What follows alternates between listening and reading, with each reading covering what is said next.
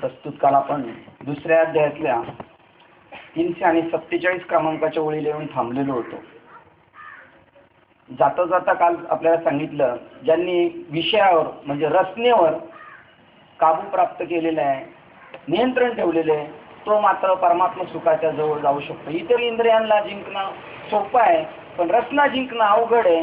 परंतु ती रचना केवी जिंकता येईल. एरवी मात्र स्वयंबळाने जर जीव तरायला गेला तर तरू शकत नाही.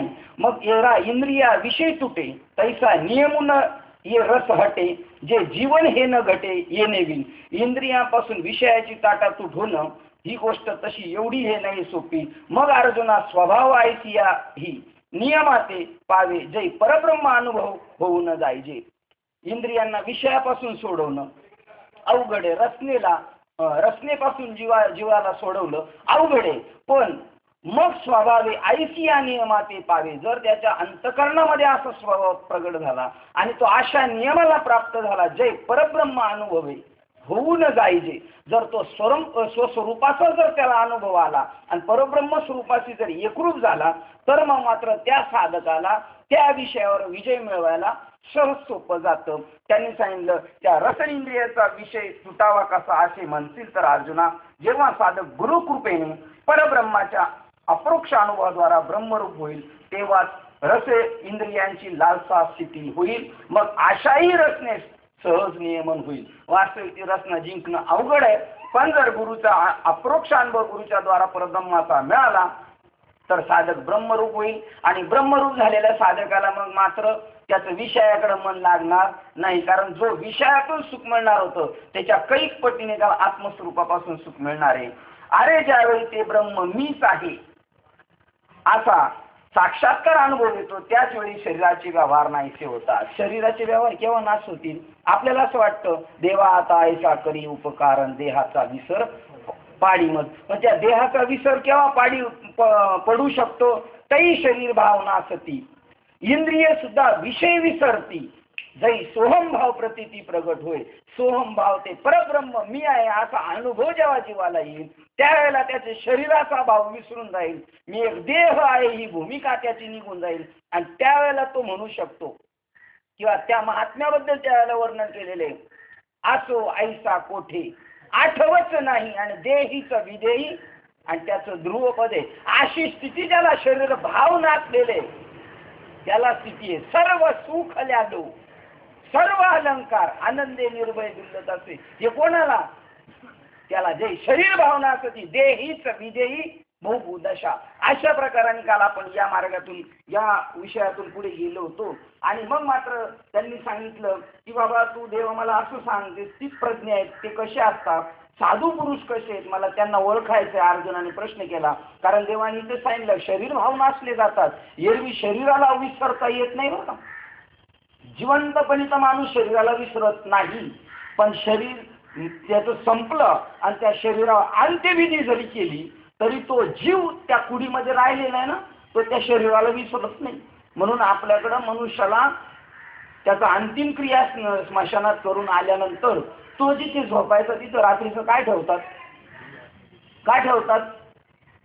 कारण हा देह अहंकार असा आहे. ज्ञानेश्वर महाराज म्हणतात, जिवंत असताना सुद्धा जीवाला जगू देत नाही आणि मेला तरी मरू देत नाही. तो परत 84 लक्ष योनीमध्ये तो देह अभिमान फिरायला लावतो.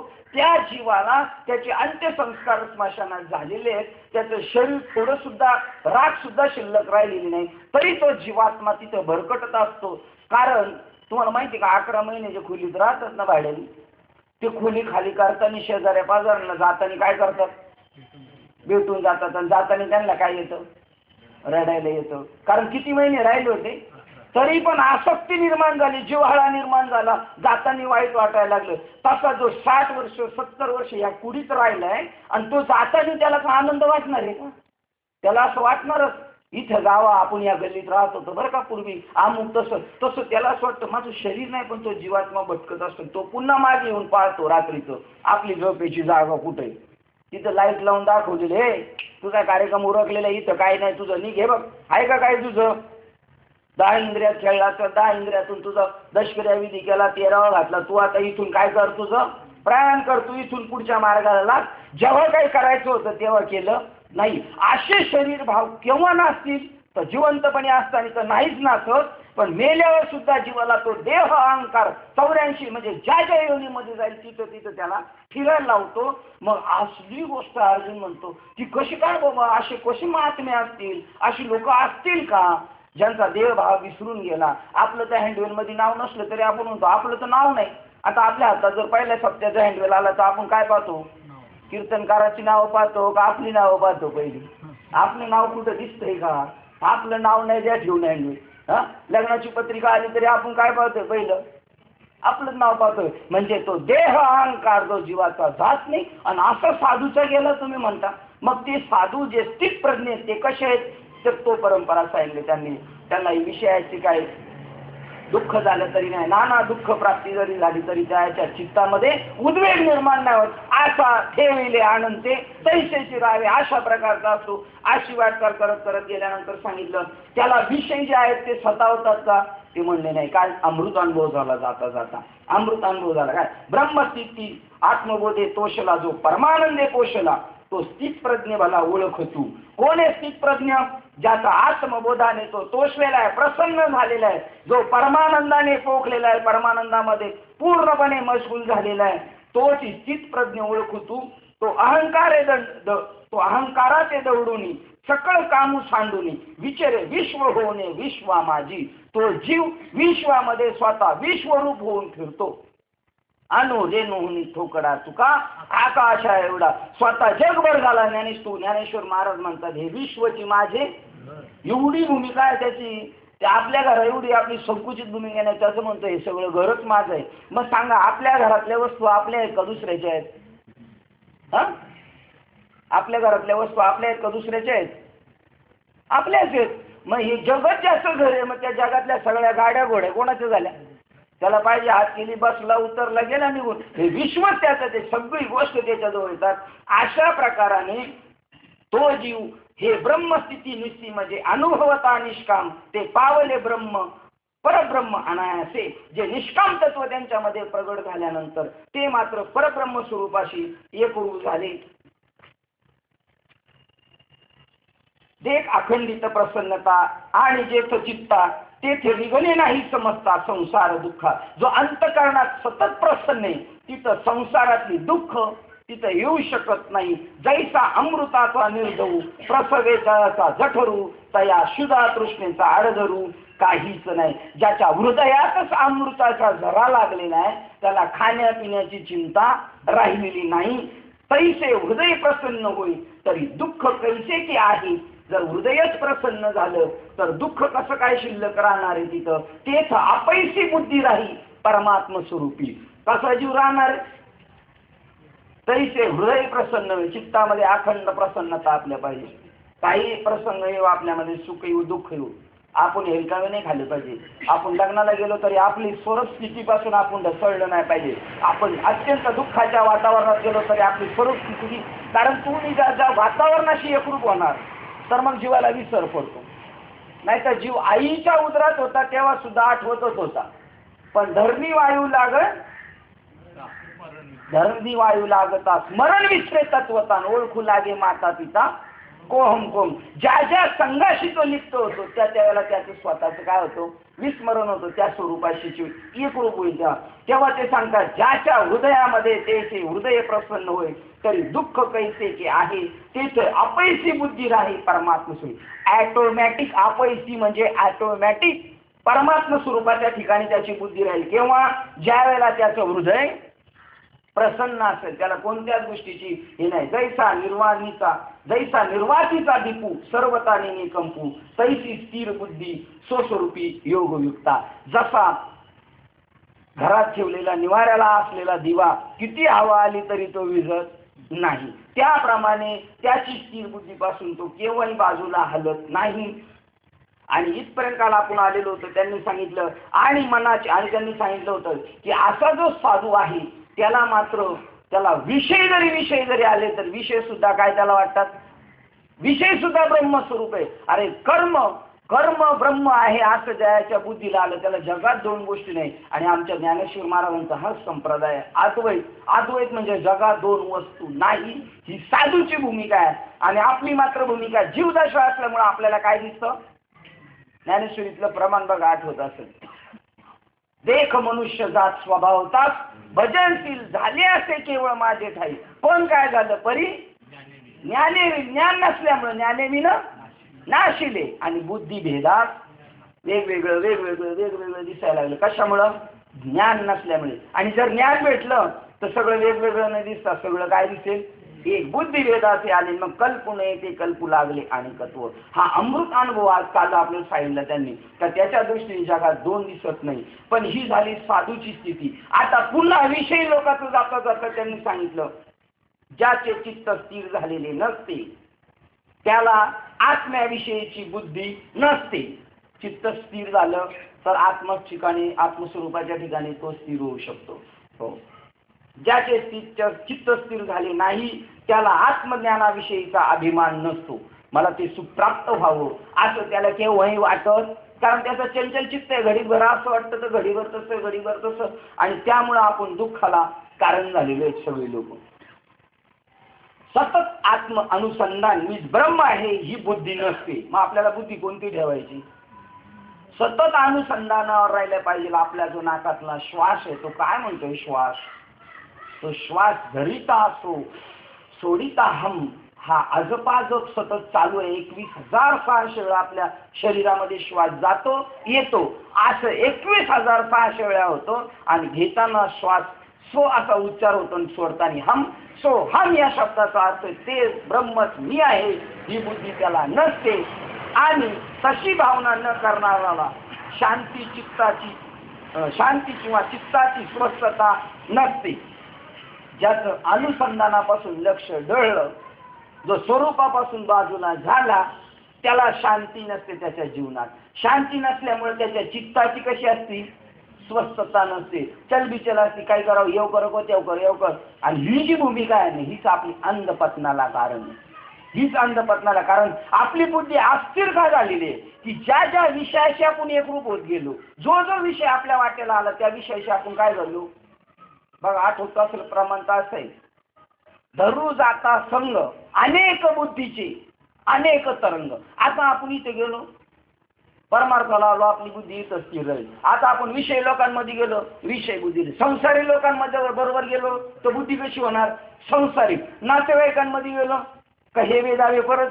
म्हणजे अनेक बुद्धीचे अनेक तरंग. तरंग म्हणजे सारख्या बुद्धीवर लाटा, बुद्धिरूपी समुद्रावर सारख्या लाटा उसळत राहतात. घडीवर ही लाट, घडीवर ती लाट. अशा अनेक लाटा जरी आपल्या अंतःकरणात निर्माण झाल्या, वातावरणात असल्या, तरी आपली चित्तवृत्ती त्याच्याशी कधी एकरूप होऊ द्यायची नाही. अनेक बुद्धीची अनेक तरंग.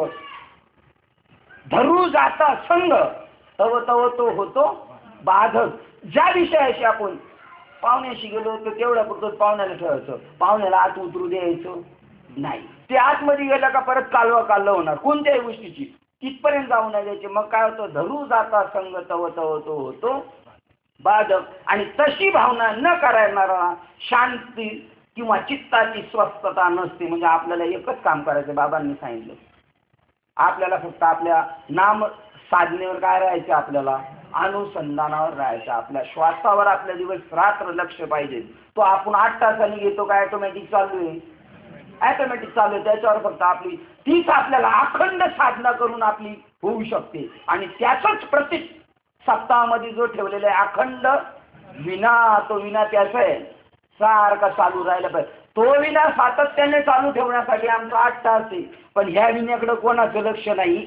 हा फुटकाचं विना त्याला 2 खाली येर झारा पद्धतीशी. हो, देहरूपी पंढरीला येतं जातं. आणि त्या देहरूपी पंढरीत आल्यानंतर आत्म्याची भेट झाली पाहिजे. पण याची चित्ताची स्थिरता नसल्यामुळे आणि ज्याचे चित्त शांत स्वस्थ झालेले नाही त्याला सुखम कुठून भेटणार, त्याला सुखच कुठं भेटल. चित्त स्थिर झाल्याशिवाय सुख भेटू शकत नाही. इथपर्यंत काल आपण येऊन थांबलेलो होतो. म्हणून त्यांनी सांगितलं, म्हणून अयुक्तपण मनाचे तेची सर्वस्व दुःखाचे, या कारणे इंद्रियाचे दमन मिके. इथपर्यंत काल आपण आलो होतो. आता पुढील विषयाकडे पाहूया. इंद्रिय जे जे म्हणतील तेची ते पुरुष करतील. जे पुरुष इंद्रिय जे जे म्हणतील त्याच्या इच्छेप्रमाणे वागतात ते ह्या विषयरूपी सागरातून आपण तरलो आहोत असे समजत असले तरी खरोखर ते तरले नाहीत असे जाणावे. किती जिंकायचे आपल्याला. आपल्याला एक व्यवहारातल्या संसारातल्या गोष्टी तर फायद्याचे आहेत, त्या नाही सुटू शकतात आपल्याला घरदार, पण ज्याच्यापासून आपल्या शरीराची हानी होणार आहे, तंबाखू असू द्या, मिश्री असू द्या, सिगारेट असू द्या, ही प्रत्येक गोष्ट सांगते आपल्या स्वास्थ्यासाठी ही हानिकारक, तरी आपण टाकू शकतोय का ती? त्याचं कारण काय आहे? आपली इंद्रिय एवढी बलवत्तर आहे का ते विषय टाकू इच्छित नाही. आणि जो विषय घेऊन चाललेला आहे त्याला जरी वाटत असेल मी तरलेलो आहे तरी सुद्धा तो बुडल्याशिवाय राहणार नाही. जे पुरुष इंद्रिय जे जे म्हणतील व त्याच्या इच्छेप्रमाणे वागतात ते ह्या विषयरूपी सागरातून आपण तरलो असे समजत असले तरी तरले नाही असे जाण. ज्याप्रमाणे एखादी नाव तीरावर येऊन टेकते न टेकते तोच जर वादळ उत्पन्न होऊन त्या वादळात नाव सापडली तर ती ज्या आपत्तीला चुकवून आली त्याच अपायांना फिरून पुन्हा सापडते.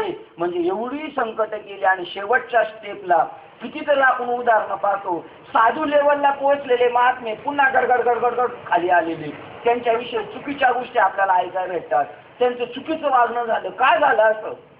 त्याचं कारण हे का इंद्रियाच्या आहारी झाले, इंद्रियाधीन झालो देवा. त्यामुळे मला पुन्हा रिवर्स यावं लागलं. आत्मसुखाचे सुख होतं ते सोडलं आणि इंद्रिय सुखाच्या नादी लागल्यामुळं.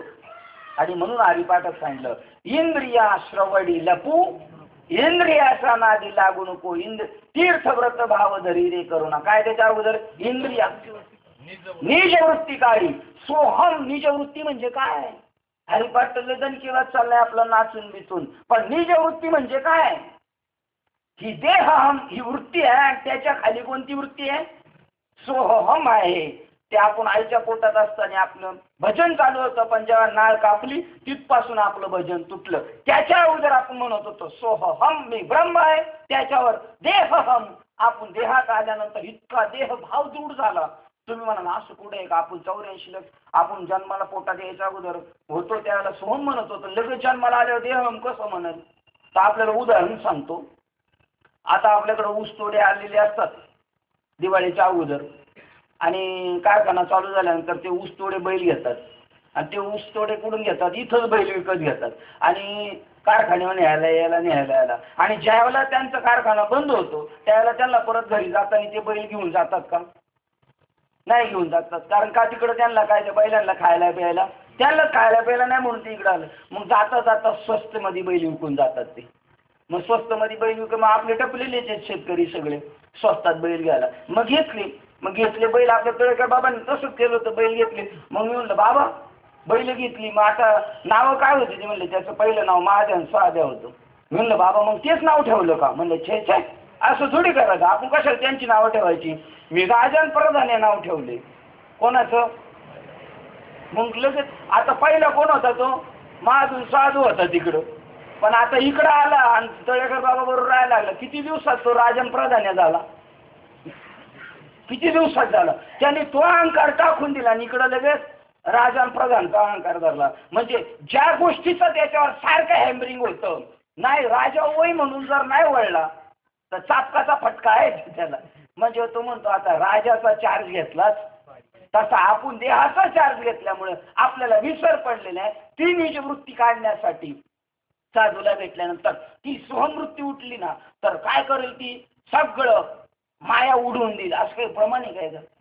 निज वृत्ती काढी सर्व माया तोडी. ती सगळं मायेचं गबाळ असं उत्कलन, जसं एखादा हे लावलं ना सुरुंग लावल्यानंतर लोक म्हणते बाजूला व्हा बाजूला व्हा, आणि मग ते सगळं उत्खनन होतं त्याचं आतलं. तसं ज्यावेळेला साधूचा बोध होतो जेव्हा तो ध्यानाला बसतो त्यावेळेला त्याचं ते काय होतं? उत्खननच होते. आतले सगळे विषय बाहेर पडतात, ते वायुरूप विषय भरभर भरभर निघून जातात. अशा प्रकाराने तो जरी तरला असं म्हणला, इंद्रियाच्या नादी लागला तर तरू शकत नाही. कारण इंद्रिय पुन्हा त्याला विषयाकडे घेऊन झाल्याशिवाय राहणार नाही. त्याप्रमाणे एखादी नाव उदाहरण दिलं, तीरावर येऊन टेकते न टेकते तर जर वादळ होऊन त्या वादळात नाव सापडली तर तिच्या आपत्तींना चुकून आली त्याच अपायात फिरून पुन्हा अटकते. त्याप्रमाणे सिद्ध दशेला पोहोचण्याजवळ आलेल्या म्हणजे आपण म्हणतो आलो आलो, आता आपण आलो वाशीजवळ आलो, पनवेल सोडलं वाशीजवळ आलो आणि खाडी पूल पास केला आणि झाला ॲक्सिडेंट आणि संपले. म्हणजे पंढरपूरवरून निघालेला माणूस कुठपर्यंत आला होता? वाशीपर्यंत आला आणि जवळ येऊन काय झाला त्याचा? ॲक्सिडेंट. तसा इथं झालेला सिद्ध दशेला आलेला आहे, परिपक्व दशेला आलेला आहे आणि जवळ आलाय, स्वरूपाच्या घरात जाणार आहे तो, तेवढंच त्याचा काहीतरी ॲक्सिडेंट होतो. म्हणजे काय होतो? कोणत्या तरी विषयाच्या नादाने तो जीव खसला जातो. आता किती म्हणजे साधना करणाराला जास्त सावधानता पाळायची. साधना करणाराला, जो साधना करतच नाही त्याला काही घेणं देणं नाही, पण जो साधना करणार आहे त्याला सावध झालो अलर्ट राहिलं पाहिजे, अटेन्शन मध्ये राहिलं पाहिजे. सिद्ध दशेला पोहोचण्याजवळ आलेला म्हणजे कृतार्थ होण्याच्या बेतात आलेला, परोक्ष ज्ञान संप पुरुषाच्या होणाऱ्या, परोक्ष ज्ञान संपन्न पुरुषाने होण्याच्या बेतात आलेला, जरी कौतुकाने इंद्रियाचे लालन केले, लाड पुरवले, तरी तो संसार दुःखाती व्यापला जातो अशी समज. इंद्रियांच्या नादी लागला आणि साधनाही करत असला तरी तो रिटर्न येऊ शकतो. म्हणून धनंजया, ही आपली इंद्रिय जर आपल्या आज्ञेच्या अधीन करता येतील तर मग यापेक्षा अधिक दुसरे सार्थक्य काय? मग आता आपल्याला आपलाच विजय मिळवायचा आहे तर आपलं कोणावर वर्चस्व पाहिजे? आपल्या इंद्रियांचे धनी तुका म्हणे आम्ही झालो, काम क्रोध बंदी घातली त्यांना, इंद्रियाचे आम्ही मालक झालो. आणि त्याला म्हणतात गोसावी. गोसावी म्हणजे त्या गोराम इंद्रियांवर याचं प्रभुत्व आहे, याचाही त्याच्यावर चालतात सगळे. हा इंद्रियांचा दास नाही, इंद्रिय याची गुलाम आहे. त्यांनी सांगल तसं ते करणार आहे, तो सांगल तसं इंद्रिय करणार. हे धनंजया, आपली ही इंद्रिय जर आपल्या आज्ञेच्या अधीन करता येतील तर मग यापेक्षा अधिक दुसरे सार्थक्य काय? अजून काय जीवाला मिळवायचं? बस. आणि तुकाराम महाराज याला म्हणतात, मी मात्र तसं केलं. पडिले वळण इंद्रिया सकळ, भाव तो निराळा आता नाही दुजा. आणि जरी माझा भाव निराळा नसला तरी त्या भावाचं पहिलं चरण आहे, आता आम्हाला काही कर्म करायचं शिल्लक राहिलं, आम्हाला संसार करायचं सुद्धा नाही, तुम्हाला सांगतो. आणि हे मी इथं सांगतो ना, हे प्रतिज्ञेवर सांगतो, तुम्हाला सांगतो, तुम्हाला आपल्याला संसार करण्यासाठी आपला जन्मच झालेला नाही. कोणाचा कमीत कमी जो साधना करणार आहे त्याचा तरी, बाकीच्यांचा जर झालाय असेल कदाचित, पण ज्याने साधूकून दीक्षा घेतलेली त्याचा जन्माचं सार्थक कधी होणार आहे?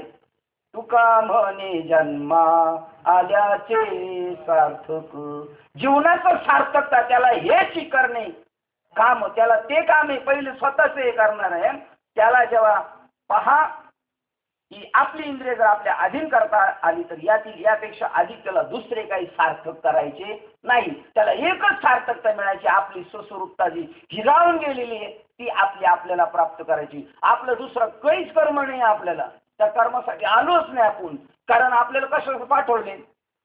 दिले इंद्रिय, हात पाय कान डोळे मुख बोलाया वचन, जेणे तू बस, याच्या पलीकडे दुसरं कामच नाही.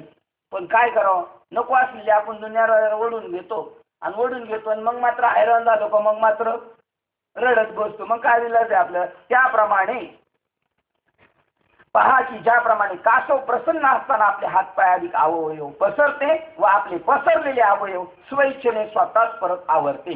ज्या वेळेला त्याला काही धोका नाही त्यावेळेला ते खुल्लं सोडतो आणि मग परत रिटर्न घेतो. मी इथून पाठी पुढे गेलो होतो की आपल्याला दुसरं काही करायचं नाही. पडिले वळण इंद्रिया सकळ, त्याचं पहिलं चरण काय?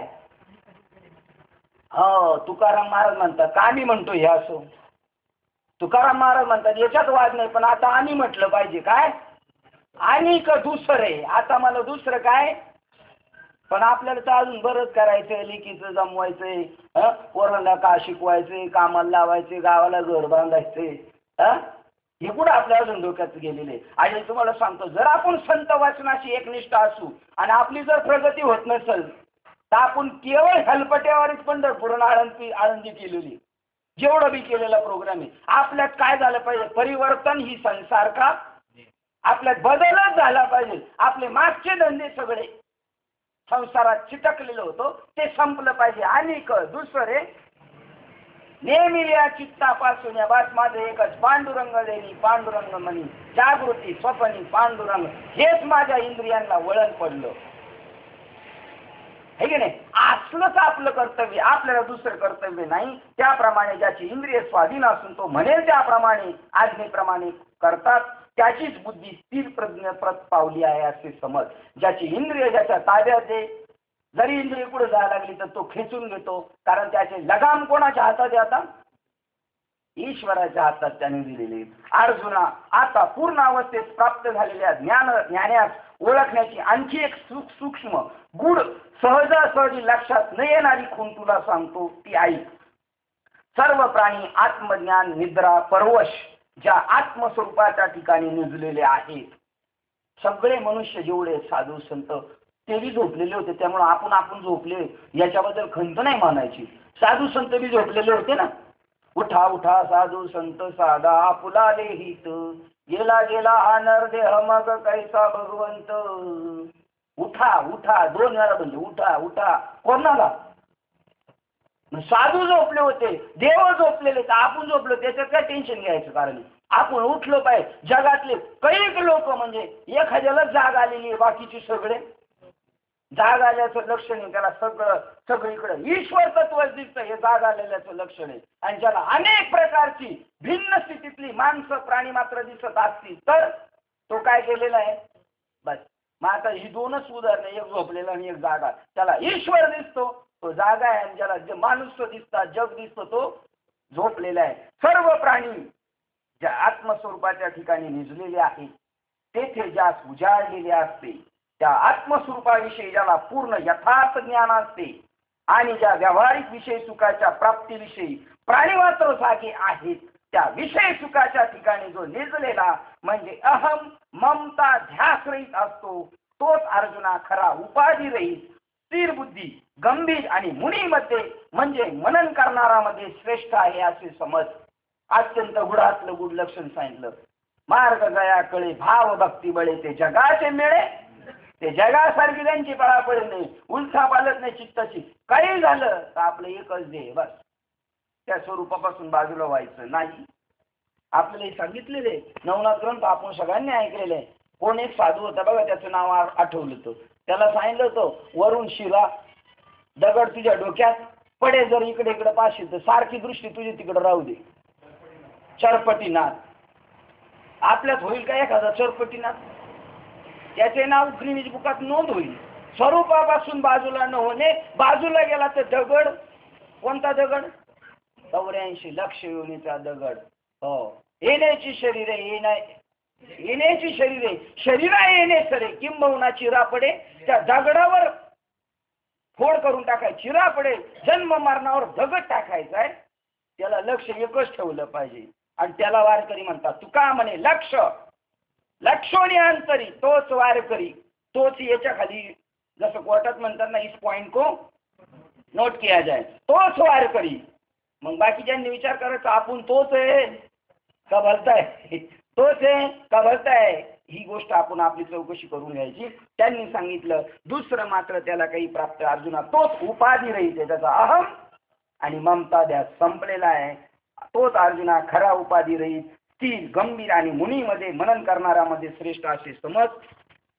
पहा पार आणखी पार्था, एका प्रकाराने तो स्थित प्रज्ञ मनुष्य ओळखता येतो. तो प्रकार कोणता? तो ऐक. समुद्राच्या ठिकाणी जशी निरंतर शांतता असते, तशी शांती या पुरुषाच्या ठिकाणी असते. ती जाते काही झालं तरी काही. पहा बरं, संत गाडगे बाबांचं आपण ऐकलेले, मुलगा मेला तरी चित्तात ते म्हणले 80 मिळले कोट्यानं कोटी.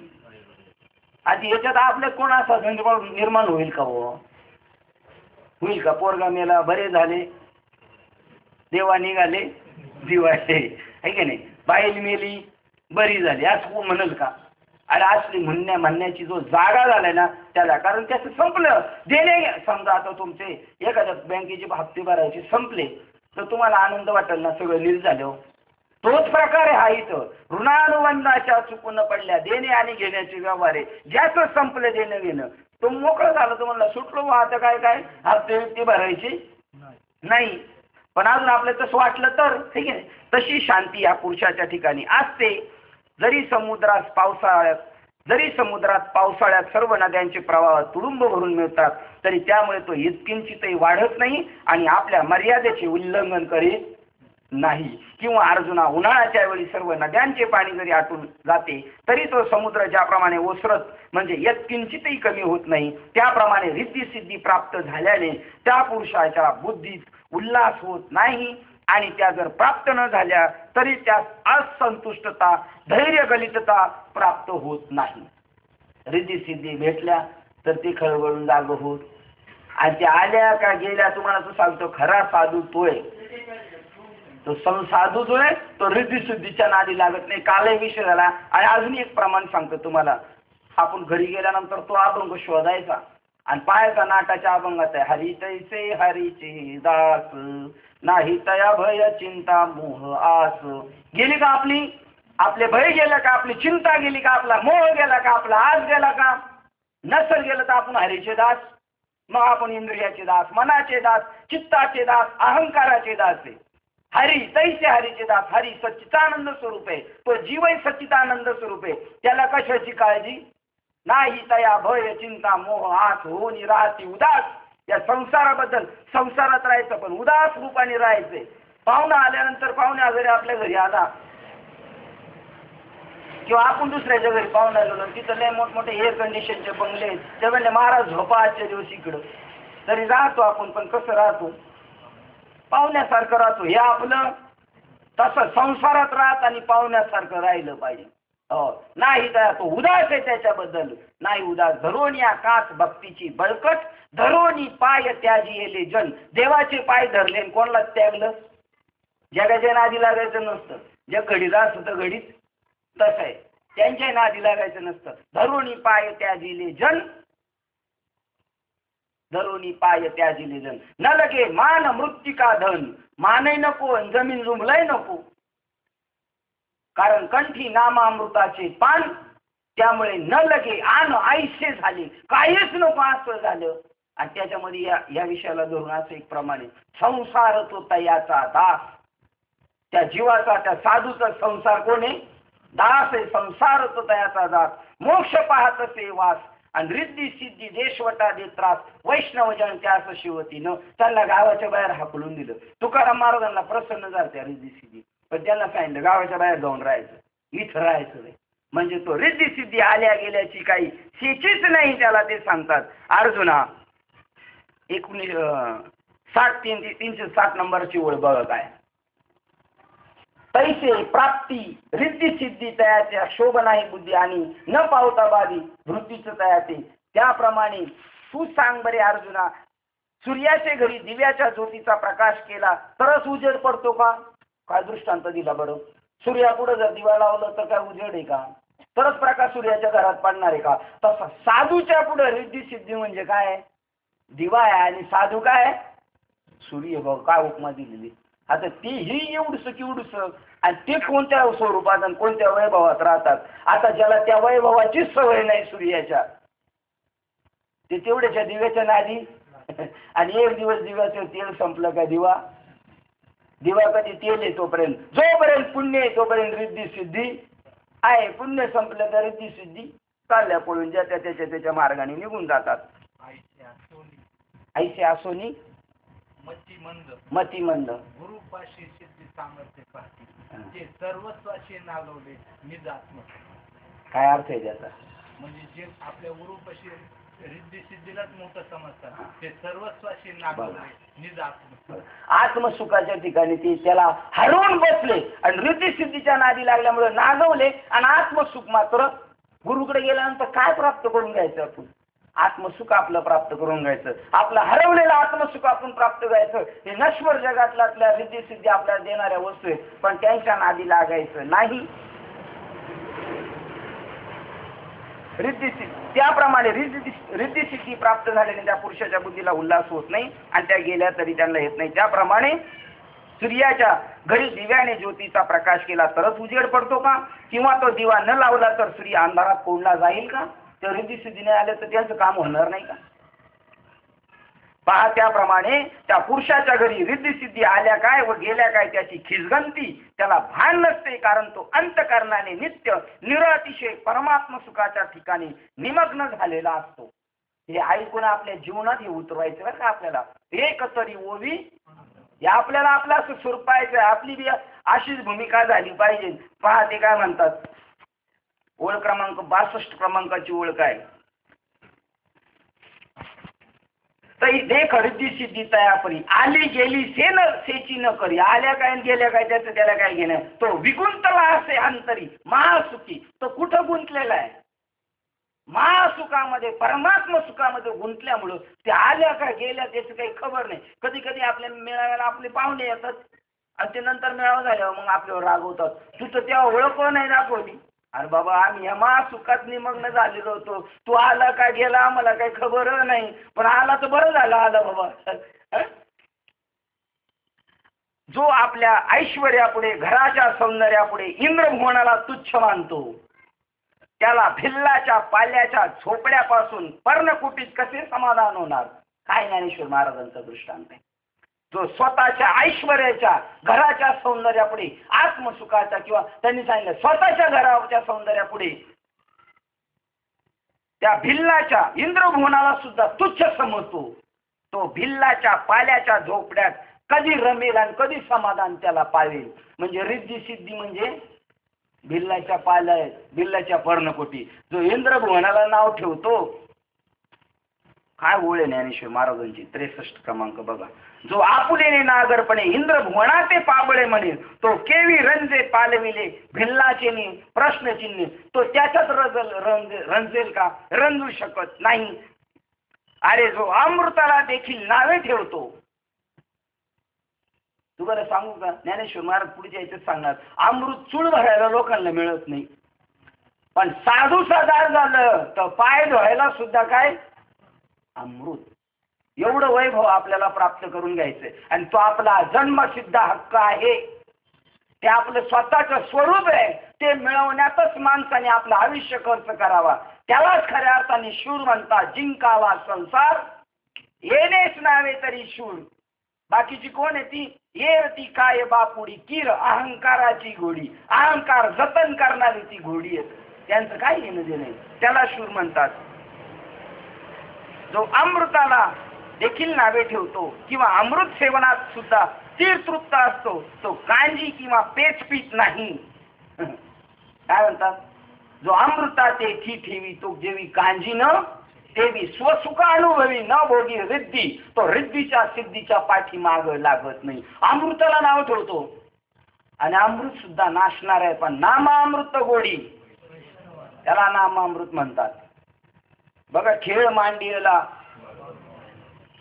नाचती वैष्णव, असंच एक प्रमाणे विठूचा गजर हरिनामाचा झेंडा रोविला वाळवंटी चंद्रभागेच्या काठी. काय मांडिला, डाव मांडिला. कोणता डाव मांडलाय बघा, स्वस्त बैसनी सद्गुरु पासी प्याला घेतला नामाचा तोच अमृताचा. डाव मांडिला विठूचा गजर हरिनाम. तो डावे स्वस्त बसायचं, शांत सद्गुरु बसायचं आणि प्याला प्याला काय घ्यायचंय, त्याला नामाचा घेतला तोच अमृताचा डाव मांडलेला. आता त्या नामामृतामध्ये रंजलेला आहे, तर या अमृताची त्याला काय, जो अमृताला नावे ठेवतो तो कांजीच्या नादी लागत नाही. त्याप्रमाणे तसा आत्मानंदाचा अनुभव घेणारा पुरुष शुल्लक रिद्धीचा शुद्र ऐहिक ऐश्वर्याचा उपभोग घेत नाही. अर्जुना, काय हा चमत्कार आहे पहा. ज्या पुरुषाला स्वर्ग सुखाची पर्वा मोजदात नाही, त्याला शुल्लक सामान्य रिद्धी सिद्धीची काय किंमत सांगा बरं. स्वर्ग सुखाला जो मानत नाही, तू काय म्हणे, पावटणी करू स्वर्गाची पायरी करू, तिच्यावर पाय ठेवू आणि आम्ही मंदिरात जाऊ. या पायरीवर पाय ठेवून आम्ही आतल्या जो स्वर्गाला पायरी समजतो, तर या बाकीच्या सुखामध्ये रमेल का. ही कोणाची लक्षणं चाललीत, साधू पुरुषाची, स्थित प्रज्ञानाची लक्षणं चाललीत. याप्रमाणे जो आत्मनंदाने संतोष पावला आणि परमानंदाने निमग्न होऊन पुष्ट झाला, तोच खरा स्थिर बुद्धी होय असे समज. तब्येतच सुधारली पाहिजे माणसाची परमार्थ करणाराची, पण कोणती पहा.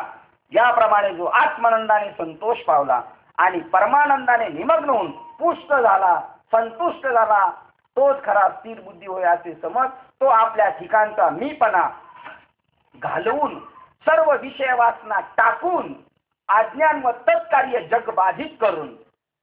जग कशाचं कार्य आहे, कारण अज्ञान आणि कार्य जगत. कारण काय आहे आपल्याला? जन्माला कारण काय? अज्ञान. आणि त्या अज्ञानाचं कार्य काय? जगत. जग कशापासून निर्माण झालेले? अज्ञानापासून निर्माण झालेले. आणि ते अज्ञान घालवण्याला आपल्याला काय करायचे? साधू करून ज्ञान घ्यायचे. आता जग हे अज्ञानाचं कार्य म्हणजे कसं काय? जसं रश्शी आणि रश्शीवर काय दिसतोय? साप दिसतोय. म्हणजे वास्तविक काय आहे? रश्शी. पण तो साप का दिसतो? अज्ञानामुळे दिसतो. तसं अज्ञानामुळे हे जग दिसते. नाही तर अज्ञानामुळे, अज्ञान जर गेलं तर काय आहे? जग, जगच ब्रह्म आहे. म्हणून तो विषय वासना टाकून स्वतःचा मीपणा घालून, आणि मीपणा गेला पाहिजे बरं का परमार्थ. आता मी असेल ना तर काहीच उपयोगाचा नाही. त्या मीलाच ओळखायचं. तो मी म्हणजेच आत्मा आहे.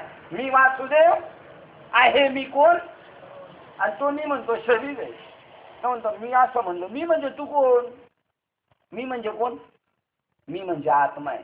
पण म्हणणारा माणसाला जर वाटलं नाही मी म्हणजे आत्मा आहे, तर मग त्याचं केवढं मोठं नुकसान आहे. तो मी म्हणजे समजतो काय? ते म्हणे मी. हा, धनदारा पुत्र मान. या देहात ते म्हणे मी. ते म्हणे मी. ते या देहात ते मार्मिक. हा ते म्हणे मी. हा. ते म्हणजे आत्मस्वरूप. हा ते देहाला म्हणतो मी याच्यात आत्मा. तो आत्मा या देहाला म्हणे मी, आणि त्याच्यात अटकलं. आणि त्याच्यामुळे धनदारा पुत्राच्या मागं लागले. केवढी मोठी त्याची फजिती झालेली. मग ते प्रमाण आहे असं. अजून तरी सावध होईल. तिने अजून एक फजित खोरा. किती त्या फजित खोराला लाच पडलं तुकाराम महाराज म्हणतात, तरी अजून त्याला जाग येत नाही. कोणाची फजिती झालेली? आपली फजिती झालेली. हे सगळं रेकॉर्ड चालू झालं. हे चरित्र कोणाचं चाललंय? आणि म्हणून आपण सगळे शांत बसून ऐकून घेतोय. आपले सगळे 7-12 धडाधड निघायला लागले. तो आपले मीपणा घालून सर्व विषय वासना टाकून अज्ञान व तत्कार्य जगत बाधित करून जगाचा बाध केला. तर काय? सापाचा बाध केला. रश्शी वज आवळायला चांगलं कामाला येईल गवताची वजी नेण्यासाठी आहे ना. सर्व जगत स्वतः अधिष्ठान ब्रह्मरूप समजून जगात संचार करतो. जगात फिरताना काय वाटलं पाहिजे आपल्याला? आपल्या अवतीभोवती कोण आहे? कोणाशी व्यवहार चाललेला आहे? ते गाडगे बाबा आम्ही एकदा गोष्टीवर नेत होतो. त्यांनी गाडीत बसणारा पॅसेंजर स्त्री असू, पुरुष असू, म्हातारा असू, तरुण असू, समजायचं हा कोण आहे आपल्या गाडीत बसलेला. बस हीच भोळी बाबडी, हीच माझी भोळी उपासना आहे की नाही? जे जे भेटेल. अहो तुम्ही जेव्हा कपडे घ्यायला जाता महालक्ष्मीमध्ये किंवा दुकानदाराच्या ह्याच्यात, तर त्यांनी एक बोर्ड लिहिलेला आहे. तर तुम्हाला काय समजतो? काय वाक्य काय बने? देव समजते वानगड वेगळी, पण तो काय समजतो? ग्राहक ही मेरा ईश्वर आहे. म्हणजे तुम्ही कोण गेलेले त्याची अशी भावना आहे. त्याची तशी भावना नाही. तुम्हाला तर काही माहितीच नाही आहे की नाही. तो फक्त तुम्हाला खुश करण्यासाठी म्हणतो. नाही तर वास्तव काय? वास्तव ग्राहकच ईश्वर आहे. त्याप्रमाणे ते सर्व जगत स्वतः अधिष्ठान ब्रह्मरूप समजून जगात संचार करतो. जे निष्काम पुरुष अशा अमर्याद ब्रह्मस्थितीचा अनुभव घेतात. कोणते पुरुष घेतात या सुखाचा अनुभव? आणि त्याला म्हणतात काम नाही, काम नाही. म्हणजे विषय कामनेबद्दल हे म्हटलेलं नाही. कोणतंच कर्तृत्व नाही. त्या पुरुषाला काही कर्तव्यच नाही ते म्हणतात ज्ञानेश्वर महाराज. तेच प्राप्तार्थ झाले. ते निष्कामता पावले बस. पण त्याला हे कर्तव्य उगच उरले काय? जगाला दिशा देण्यासाठी साधू कोणत्या तरी बंधनात अडकून घेतो. मला येऊ करायला पाहिजे, मला येऊ करायला पाहिजे म्हणतो. नाही तर त्याला काय करायला नाही गरज नाही. कारण तू काय झालेला आहे? काम नाही, काम नाही झालो किंवा निष्काम झालो. देवा काही जे होते कपाळी निष्काम झालो. निळा म्हणे मी निष्काम परिपूर्ण आत्माराम पा. आणि त्या अभंगाची सुरुवात काय? बरवे झाले, बरवे झाले आत्मा राम हृदय आले. सद्गुरूंनी कृपा केली निज वस्तू पैदा दिली. ज्या वेळेला आत्मस्वरूपाची भेट होती त्यावेळेला तो म्हणतो निळा म्हणे मी निष्काम आणि परिपूर्ण आत्माराम. जे निष्काम पुरुष अशा अमर्याद ब्रह्मस्थितीचा अनुभव घेतात ते अनायासे परब्रह्मास आत्मतत्वाने प्राप्त होतात. मग त्यांना काही सायास करावा लागत अनायासे त्यांना त्या सगळ्या गोष्टी म्हणतात. कारण त्या चित्त प्रज्ञाला देह असताना देह तादात्म्य रहित. तो देहात आहे पण देह तादात्म्य रहित आहे. चित्त ब्रह्मस्थितीस प्राप्त झालेला जीवनमुक्ताला तो कसा झालेला आहे? आता एक विधी मुक्त आहे आणि एक जीवनमुक्त आहे. विधेयी मुक्तापेक्षा संप्रदायाने जीवनमुक्ताला जास्त मान्यता दिलेली आहे. कारण विधेयी मुक्त आहे ना तो स्वतःच्या मस्तीत आहे. त्याला असं व्हायचं कोठे आता असं आहे तर तो कधी 9 ते 11च्या कीर्तनाला पोहोचणार आहे. तो म्हणेल मला असं व्हायचं कोठे. पण जीवनमुक्त सगळी स्थिती जिरवून स्वरूप स्थितीची जिरवून पुन्हा थोडा देहाच्या इकडे एक पाऊल माग राहतो आणि जगाला राहती देण्यासाठी परमार्थाचा मार्ग दाखवण्यासाठी तो भ्रमण करत असतो. त्याला जीवनमुक्त असं म्हणतात. तो आपण तरला नव्हे नवन उद्धरेल कुळ आणि काचे. ज्याचं स्वतःचा उद्धार झाला आणि तो स्वरूप स्थितीमध्ये रममान असेल तर त्यांना साधू मानत नाही. जाऊन बसले कपारीमध्ये बसलो ध्यानाला. किती दिवस तुझा जगाला काय उपयोग होणार. आता बाहेर ये तू. आता तर खरी तुझी बाहेर येण्याची गरज आहे. तेव्हा घरात बसायला सांगितलं होतं तेव्हा बाहेर येत होता ना. आता बाहेर यायची गरज आहे तर तू कुठे जाऊन बसलाय. हो जीवनमुक्त साधू तो जगाला दिशा देण्यासाठी तो देह असताना देह तादात्म्य रहित आहे. देहाशी त्याला घेणं देणं नाही. चित ब्रह्मस्वरूप स्थितीच प्राप्त झालेला जीवनमुक्तला देहाच्या अंतकाळी मरण समयी होणारी व्याकुळता तळमळ चिंता ज्या ब्रह्मस्थितीमुळे स्थित प्रज्ञाच्या चित्तात उत्पन्न होऊन देहरहित ब्रह्मस्थिती रूप विदेही कैवल्यात प्रतिबंध करू शकत नाही. त्याला मात्र देह ठेवताना देह तादात्म्याचं दुःख होणार नाही. कारण त्यांनी पहिलेच त्या देहाची खपली सोडून दिली. त्याला कळालंय देह तादात्म्य त्यावेळेला त्याला देहाच्या अंतकाळी मरण समयी होणारी व्याकुळता. या आपल्याला जायचं त्या स्टेप मधून सगळ्यांना. तिथं आपली व्याकुळता नाही झाली पाहिजे. तिथं काकू नाही झाली पाहिजे. रडलो नाही पाहिजे. हसत वाटलं पाहिजे.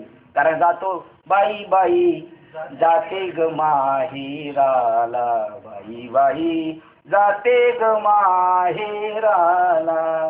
माहेराला जाताना आनंद आहे का दुःख आहे यांना. आपण गेलो का आपल्या माहेरा. माझ्या मूळच्या घराला बाई जाते ग माहेराला बाई जाते ग माहेराला. ऐकायला किती बरं वाटतंय. आणि जर आपल्याला म्हणायला यायला लागलं तसं तर अजून बरं वाटतं. आणि जर स्वरूप स्थितीशी जर एकरूप झालो आणि जाताना निघालोच आपण लोकांना सांगून बाई जाते ग माहेराला त्यावेळेला आनंद असेल. आणि ही रडत असतील आणि आपण म्हणत असतो टाटा गाडीत बसणार म्हणून कसं टाटा करतो. तसे सगळे बाबा जाताना आपल्याला म्हणले असतं चाललो तुझी काळजी घे मी चाललो. काय आणि पंढरपूर सुद्धा काय संतांचं माहेर आहे. बघा अभंगाचं दुसरं चरण आहे त्या संसार अवघाची संसार सुखाच्या घरी. त्याचं दुसरं चरण काय जाई लगे माई भेटे न माहेरा. तिथं आत्मसुखाची ना आपली भेट होणार आहे. आणि म्हणून तिथं आपण जातो लाखावले मन तिथं आत्मस्वरूपाला माहेराची भेट होणार आहे. मग आता पंढरपूरला जाताना किती काळजी. महिनाभर अगोदरच गाडी फुल. कारण काय त्याला माहेरच जायचं. रक्षाबंधन आलं भाऊबीज आली का फुल गाडी फुल. त्याप्रमाणे देहाच्या अंतकाळी मरण समय होणारी व्याकुळता तळमळ चिंता ज्या ब्रह्मस्थितीमुळे स्थित प्रज्ञाच्या चित्तात उत्पन्न होऊन देहरहित ब्रह्मस्थिती रूप विधेयी कैवल्यास प्रतिबंध करू शकत नाही. तो आपल्यासारखा मरणार नाही. आपल्यासारखं त्याला वाचणार नाही. संजय हे आपल्याला सगळ्यांना त्या स्टेपमध्ये जायचं आणि ती तयारी करायची आपल्याला. त्याच्यासाठी हा सगळा खटाटोपे यासाठी केला होता. शेवटचा दिस गोड व्हावा शेवटचा आनंद जागा व्हावा याच्यासाठी हे सगळे आपले प्रोग्राम चालू आहे. संजय धृतराष्ट्रास म्हणतो राजा तीच ही स्थिती श्रीकृष्णाने स्वतः आपल्या मुखाने अर्जुनास सांगितली. असे श्रीकृष्णाचे बोलणे ऐकल्यावर असा महात्मा आपल्याला भेटला पाहिजे. ज्ञानेश्वरी प्रमाणे महात्मा आपल्याला भेटला पाहिजे. त्याचं बोलणं चालणं वागणं त्याच्याप्रमाणेच पाहिजे. एक इकडं एक इकडं असं तर काही उपयोग नाही व्हायचा आपला. आठ डुबे तो डुबेन सात यजमान को लेके डुबे. आपणही तरायचं दुसऱ्याला तारायचं तोही तारला पाहिजे ना आपणही तारला पाहिजे. ज्ञानेश्वर महाराजाचा गफला होत होता. ज्ञानेश्वर महाराजांचा आम देहबुद्धी जागृत झाली. जेव्हा लोकांनी त्रास दिला तेव्हा दरवाजा बंद करून घेतला. मला बाहेर यायचं नाही. ताटी बंद. तेव्हा मुक्ताबाई म्हणले आपण तरुण मग विश्व तारा. ताटी उघडा पहिले तुम्ही तारा. तुम्ही लागले लोकल तारा आणि ते असे करतात त्यांनी तसं करावं का. ऐसा नसावा संन्यासी जो का परमार्थाचा द्वेषी. अरे आपण एक साधू झाले, येर काय वाया गेले, त्यांचं बी चाललंय त्यांच्या पद्धतीने. हो, त्याच्यामुळे तुम्ही तुमचा स्वतःचा दरवाजा बंद केलेला बाहेर या. कोणाची स्थिती होती? सांगणाराची स्थिती, तर ऐकणाराने आपला हिसाब करून घ्यायचा कुठपर्यंत आपण. पहा बरं, राजा ती स्थिती श्रीकृष्णाने स्वतः आपल्या मुखाने अर्जुनास सांगितली. असे श्रीकृष्णाचे बोलणे ऐकल्यावर अर्जुनाने आपल्या मनात असे म्हटले की ही विचारसरणी आता आमच्या कार्यात बरी पथ्यावर पडली. कोण म्हणतोय? कृष्णाचे बोलणे ऐकल्यावर अर्जुनाने आपल्या मनात असे म्हटले. अर्जुन म्हटले मग बरं झालं, हे लढाई करायचं तर आपलं काम बाजूला व्हायला लागलं. आता आपल्याला तर काय करायची गरज नाही, कारण असा पुरुष झाला तो का लढाई मारामाऱ्या करील, तोच खरा मारामाऱ्या लढाई करील. कारण तो मारताना असं नाही म्हणणार की याचा वाचपा काढायचा मला, मागचं डोक्यात ठेवून तो लढाई करणार नाही. आता वाईट आहे ना, जसा डॉक्टर एखाद्याचा पाय सडायला लागला ना अजून वरती जाईल तर पाय काढताना डॉक्टरला त्याच्याबद्दल द्वेष बी नाही आणि प्रेम पण नाही, त्याला दुःख बी नाही, त्याचा पाय काढतो म्हणून आनंद बी, आणि त्याचा पाय कापून त्याला लंगडा करतोय दुःख नाही. कारण त्याच्या जीवितासाठी आता हे करणं गरजेचं आहे. दया तिचे नाव भूतांचे पालन, अनेक निर्जळन कंटकांचे. तो महात्मा लढाई बी करतो. नाथ महाराज शांती ब्रह्म एकनाथ महाराज काय बोलायचं? धर्मनीतीचा हा ऐकावा व्यवहार, निवडिले सार आसार. आसार ते टाकून द्यायचं, सारे घ्यायचं. नाथ महाराजांनी सुद्धा लढाई केली बरं, मुर्दे पाडले. आणि अर्जुनाने लढाई केली. अर्जुन संत आहे का सामान्य माणूस आहे? अर्जुनाची पाठी परसण्याची होती संती, ही संती अवदान द्यावी. म्हणजे अर्जुन कोण आहे? आणि शिवाजी महाराज संत आहेत का फक्त राजे आहेत?